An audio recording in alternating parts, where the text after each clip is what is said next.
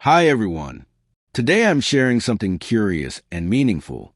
If you enjoy such stories, like the video, subscribe, and comment your thoughts below.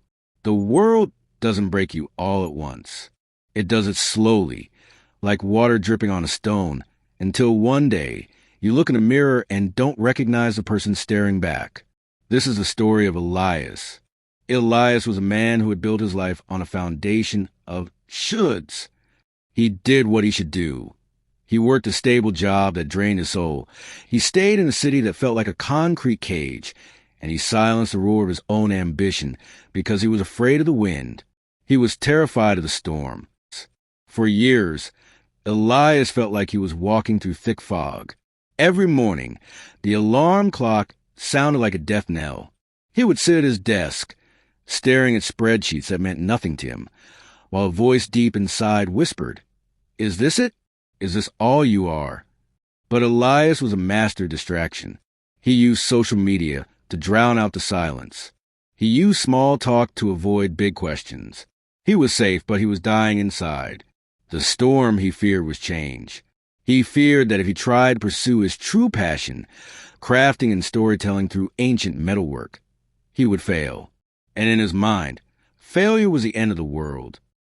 Then came the year when the fog turned into a hurricane. In the span of 3 months, Elias lost everything he thought defined his safety. His company went bankrupt. His long-term relationship ended in a cold, silent apartment, and his health began to fail from the years of neglected stress.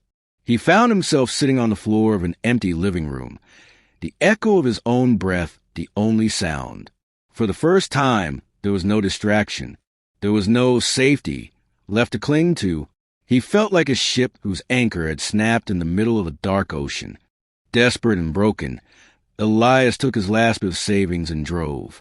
He didn't have a destination, just a need to be away from the ruins of his old life. He ended up in a small, rugged town at the base of the Iron Mountains. There, he met an old woman named Clara, a master blacksmith whose hands were as scarred as the mountains themselves. Elias watched her work. She didn't fight the fire. She danced with it. She didn't curse the hammer. She used its weight. "You look like a man who's afraid of the clouds," Clara said one evening, without looking up from the glowing orange steel. "I've lost everything, Clara," Elias replied, his voice cracking. "The storm took it all." Clara finally looked at him. Her eyes weren't filled with pity, but with a terrifying kind of clarity. "The storm didn't take anything that was actually yours, Elias. It only took the illusions you were using to hide from yourself. You think the storm is your enemy? You're wrong. The storm is your invitation." That night, Elias couldn't sleep. He realized that for his whole life, he had been trying to build a wall against the wind. But walls eventually crumble. Clara's word haunted him. The storm is your invitation. What if he stopped running? What if, instead of hiding from the chaos of his life, he stepped into the very center of it? He looked at his shaking hands. They were weak, softened by years of typing and comfort. But beneath the weakness, there was a spark, a memory of the boy who used to love the sound of thunder. As the rain began to lash against the windows of the small cabin, Elias didn't cover his ears. He opened the door. He stood on the porch and let the cold wind hit his face. He realized that he was no longer afraid of breaking. He was already broken. And in that brokenness, there was a strange, terrifying freedom. Elias stayed, not because he had a plan, but because he had nowhere else to go. The Iron Mountains were a brutal teacher. The air was thin. The nights were freezing and the silence was deafening. But every morning at the crack of dawn, the sound of Clara's hammer hitting the anvil became his new alarm clock. For the first few weeks, Clara didn't let Elias touch the metal. "If you want to become the storm," she told him, "you first have to understand what it's like to be the ground." She made him carry heavy stones from the riverbed to the forge. She made him chop wood until his hands were covered in blisters that bled, then calloused, then bled again. Elias's ego screamed. He was a man with a college degree, a man who once managed teams. Now, he was a servant of fire and stone. One evening, exhausted and frustrated, Elias threw his axe down. This is pointless. I came here to learn how to create, not to be a pack animal. Clara didn't stop her work. You think you're ready to shape steel? Your spirit is still like soft wax. Elias. The moment life gets hot, you melt. The stones teach you weight. The wood teaches you resistance. Until you can handle the weight of your own existence, you cannot handle the power of the forge. Eventually, the day came when Clara handed him the tongs. The metal doesn't change because it wants to, she said, pointing to a dull, cold rod of iron. It changes because it has no choice. The fire forces it to reveal its true nature. Elias thrust the iron into the coals. He watched as a dull gray turned to a deep red, then a glowing, vibrant orange. He realized that his life, the job loss, the heartbreak, the loneliness, was his fire. It wasn't meant to kill him. It was meant to make him malleable. It was stripping away the layers of Elias the employee and Elias the victim to find the raw material underneath. The training was relentless. Clara was a perfectionist. Every time Elias thought he had crafted something decent, she would look at it for a second and throw it back into the fire. Too brittle, she would say. Or, you were afraid to hit it hard enough. This is where the real mental battle began. For hours, Elias would stand over the anvil. The heat from the forge was overwhelming, singeing the hair on his arms. His muscles ached with deep, throbbing pain he had never known. But something strange started to happen. In the rhythm of the hammer, clink, bang, the voices in his head started to go silent. The voice that said, "You're a failure," was drowned out by the strike of the steel. The voice that said, "It's too late for you," was burned away by the 2,000-degree heat. He wasn't just shaping iron. He was reforging his own mind. He was learning that pain isn't a signal to stop. It's a signal that a boundary is being pushed. One night, a massive thunderstorm rolled over the Iron Mountains. It wasn't just rain. It was a symphony of chaos. The wind howled through the cracks of the forge, and lightning illuminated the peaks like jagged glass. Most people would have huddled inside, shivering. But Elias felt a strange pull. He walked out of the forge and stood in the center of the yard. The wind was so strong it nearly knocked him over. He looked up at the black sky, and for the first time in his life, he didn't feel small. He didn't feel like a victim of the weather. He felt a resonance.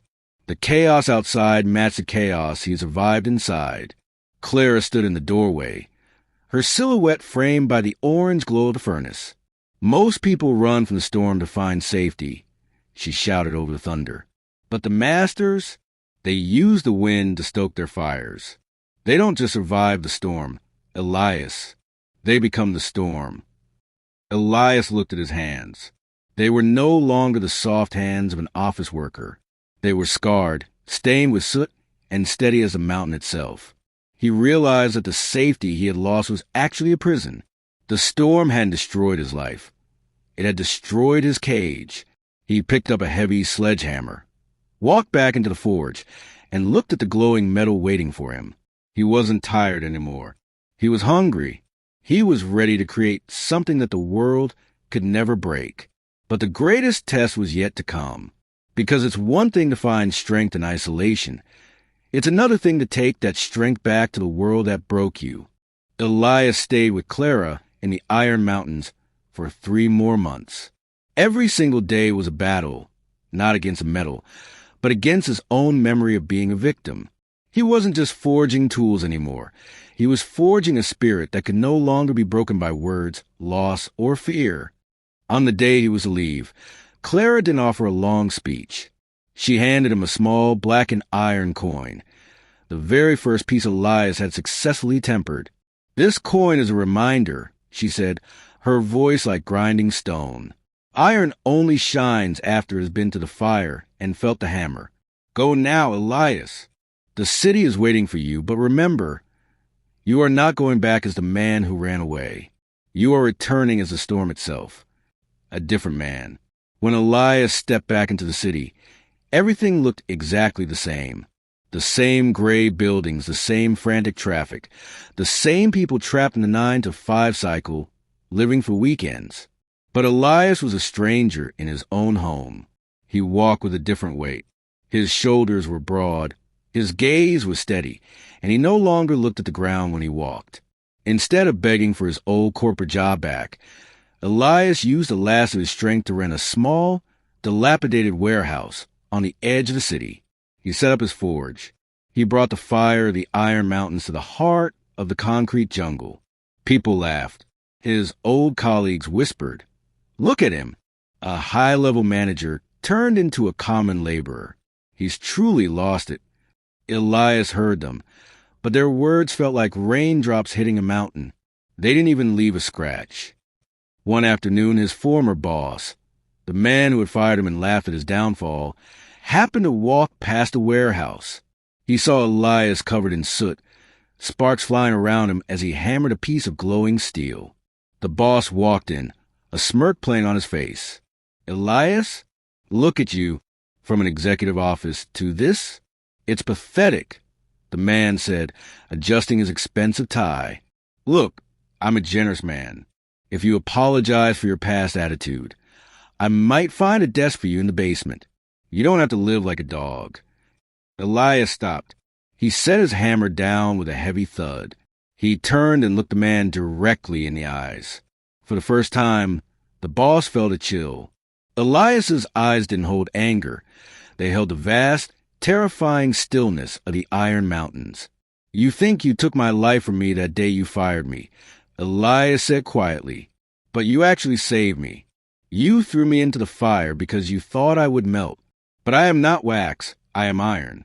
You gave me the storm, and I use it to find out who I really am. I don't want your desk. I don't want your safety. Because you are a man who builds walls to hide from the wind. But I have become the wind." The boss stepped back, unsettled by the raw power in Elias's voice. He left without saying another word. He realized he wasn't looking at a failure. He was looking at a master. Elias's brand, Stormforge, became a legend. He didn't just create metalwork. He created symbols of resilience. People who had lost everything began to seek him out. He didn't just sell them art. He told them his story. He became a mentor to the broken. He taught them that a setback is just a setup for a forge. He told them that the shoulds of the world are the cages we build for ourselves. His warehouse became a sanctuary for those who wanted to turn their pain into power. One night, a massive hurricane-strength storm hit the city. Sirens wailed, and everyone hid in their basements, trembling. Elias walked to the roof of his warehouse.